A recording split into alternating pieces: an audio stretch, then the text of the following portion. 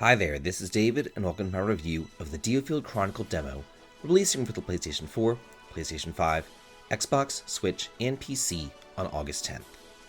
Square Enix was kind enough to send me an early access copy of the demo for Steam, and for the purposes of the review, I'm going to be playing on normal mode.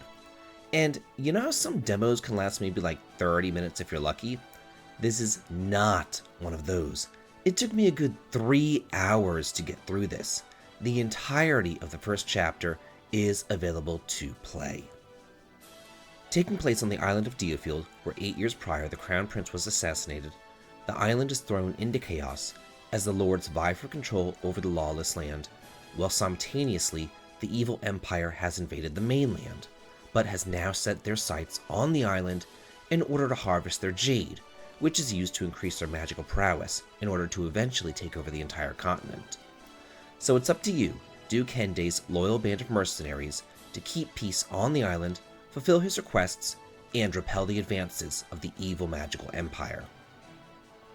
Sometimes I feel like strategy RPGs are a dime a dozen, but they're not all created equally. Some of them are just cheap cash grabs, some of them are long-winded visual novels, some of them are filled to the brim with children having snowball fights. So it's actually kind of rare when they have adult storylines that I can get into, and you're going to find that here. I feel like the main complaint lodged against Square Enix's recently released Triangle strategy was that the cutscenes just kind of dragged on to the point where there could be like an hour of exposition between the battles, but that is not the case here. DIOFIELD answers that criticism, and it moves at a brisk pace. You get plenty of story, but it's delivered to you in quick, easily digestible chunks, with maybe something like 5 minutes of story, then some base exploration, and then a battle. It is a standard formula, but it works. The graphics remind me quite a bit of the recent Fantasian, from the character models to the diorama feel of the battlefields. It's just a shame that that is stuck on the Apple Arcade, but I digress. I do realize that the graphics are either love it or hate it, but I love it, because I feel like it's timeless. The music is well done, and the voice acting, with options to choose either English or Japanese, is top-notch as well. Thankfully, there's a choice in difficulty modes too, with access to casual, normal, and hard modes. So, with that out of the way, let's talk about the meat of the game, the battles. If you're expecting this to be a grid-based strategy game like Final Fantasy Tactics, Disgaea, or Tactics Ogre, think again, because this is much more akin to something like Growlancer or Ogre Battle, where you move your 4 troops along lines and then they automatically attack when they reach the enemy.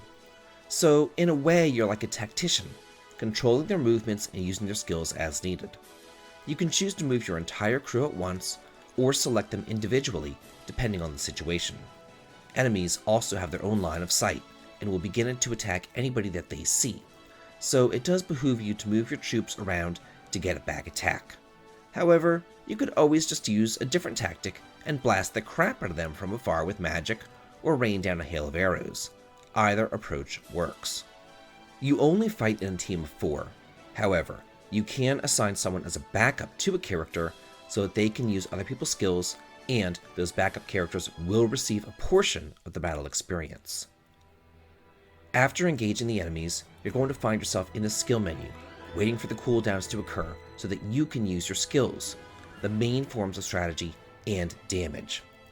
Whether you want to assassinate the enemies, charge into them with your cavalry, rain down meteors, do some healing, call forth an army of archers, or summon Bahamut to blast a fireball up their asses, the choice is yours. Skills use both EP as well as the cooldown timer, so you can't just spam them constantly. However, you do begin each battle with full HP and EP, and you can restore them both by walking into colored orbs scattered around the field. There are also treasure chests to retrieve, and bases to capture to lower drawbridges or open gates. Also, a fun addition are the explosive powder kegs, which you can blast with magic or an arrow from a distance to blow some bitches up. There are so many ways to accomplish your goals, and it's a whole lot of fun to try them all out.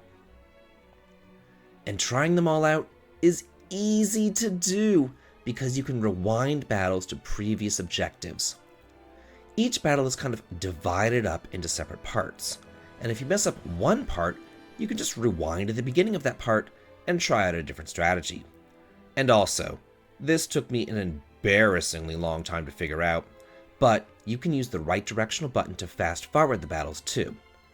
While most strategy RPGs just stick to the standard goals of defeat all enemies, DIOFIELD does that too, but adds in goals of its own, such as completing the map with no deaths and under a specific time limit. If you do get a death though, it's no big deal, because there is no permadeath. You just send somebody over to assist them, and they'll get right back up, ready to fight again. Just as the battles are super quick, the cutscenes are too.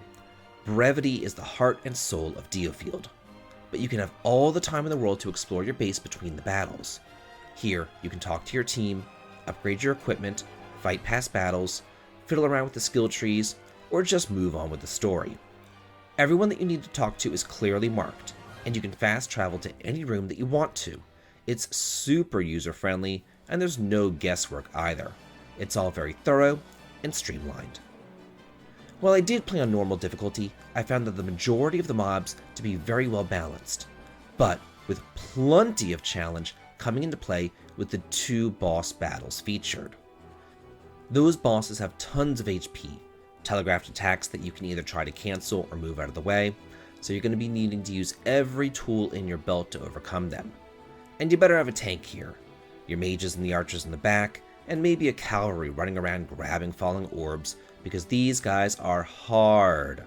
Many of my characters fell, and I had to come up with different tactics to tackle them, because spamming skills doesn't work.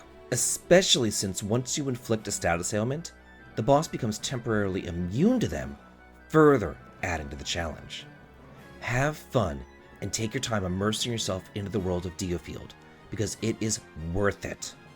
Thankfully, all the time that you spent in the demo will not be for naught, because when the full game is released on September 22nd, all of your progress from the demo will carry over to the final release of the game.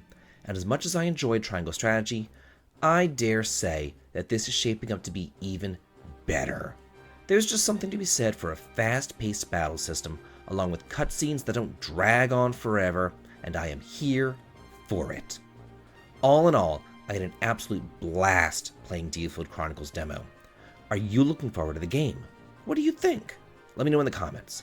And if you like this video and what I do here on the channel, please consider supporting me over on Patreon, heading on over to Twitch for streaming fun, or joining the Discord to chat and hang out. The links to them all can be found in the video description. This has been David, and if you like this, please like, comment, and subscribe, and have a good day.